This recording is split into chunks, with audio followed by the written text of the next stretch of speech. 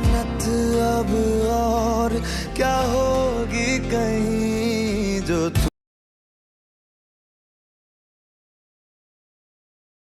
Masterson Johnson research work has thrown up many interesting facts. What we thought as abnormal earlier were not really abnormal. They seem to be not the normal physiological events. Similarly, what we thought as normal earlier were not really normal, but they are not really abnormal also, but they are a different set of acts and behaviors. This dispelled many cobwebs of misinformation from our minds. We are able to understand the intricacies of the human sexual act, and thereby we are able to clearly slot each of the problem into what condition it is. For example, the sexual problems can be classified under the following headings. 1. Sexual concerns. Practically every single human being has some concern or other regarding his sexual behavior, his sexual performance, and sexuality, because he is worried. This is what is happening to me. This is what I think. But is it normal? Do everybody think the same way?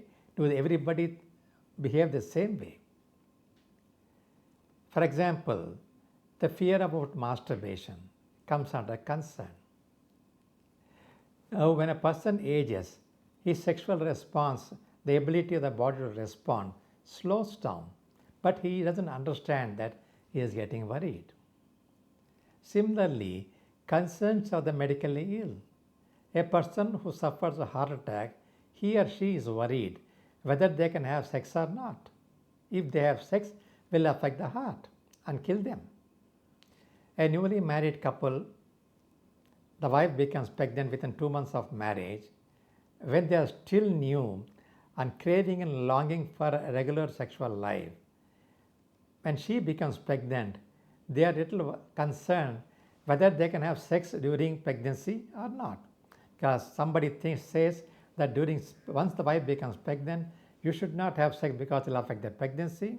Or somebody will say, even though she is pregnant, you must perform daily so the delivery will be easy. Now, who has to answer? This scientific information is not available in the lay media. What is important is very simple. Any concern, when they don't have an answer, creates a lot of confusion and anxiety. Next comes is what is known as sexual adjustment problems. The couple are not able to adjust to each other's sexual needs and wants. It is not the physicality alone. It is the emotionality, the aptitudes, knowledge they have. Then comes what we specifically call as dysfunction. That means there is a problem in functioning sexually. As I mentioned earlier, thanks to Masterson Johnson, if a man has got problem during the desire, have a problem with having a desire, we call it desire phase disorders. It can be low, it can be high, or a person can be both averse to sex itself. Then if the problem arises with regards to arousal, be it a male or a female, we have arousal phase disorders. In the man, what we call as erectile dysfunction. That is, this particular man is not able to get an erection, or he gets an erection but is not able to sustain till the act is completed, or is not able to maintain the erection till he achieves vaginal penetration. In the woman, she has desire, but she is not getting aroused so that she can reach an orgasm. Then comes the orgasm phase. Then if the man ejaculates quickly, we call it premature ejaculation or early orgasmic response. If there is a delay in ejaculating, we call delayed orgasmic response or retarded ejaculation. So many other things. In a woman, if she doesn't get an orgasm, we call orgasmic dysfunction. Then we have what is known as sexual pain disorders.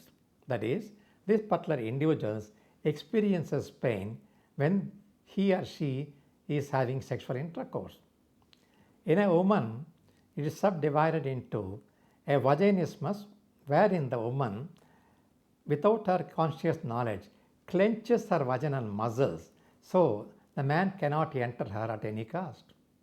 Or she may allow that to happen, but she may experience pain. It is known as dyspareunia, or painful intercourse.